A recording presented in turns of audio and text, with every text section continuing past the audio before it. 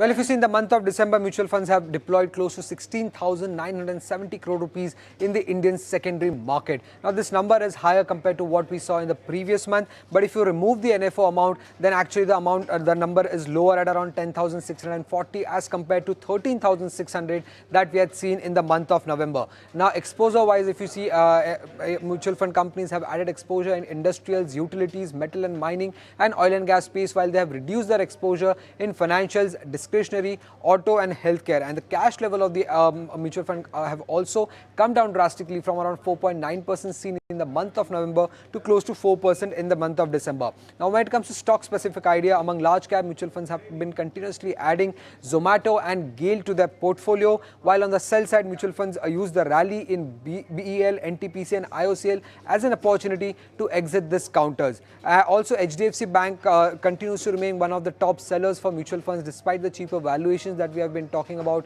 when it comes to HDFC Bank. Among mid caps, if you see, mutual funds have been continuously adding Vodafone Idea to their portfolio, and despite the more than 30% run up that we had seen when it comes to SAIL and GMR airports, mutual funds did not shy away from adding more shares in these two counters. On the sell side, if you see, 4 out of the top 5 selling counters are PSUs, that is PFC, HPCL, NHPC and RAC. So it seems like mutual funds have been using the rise in the PSUs as an opportunity to exit the PSU counters.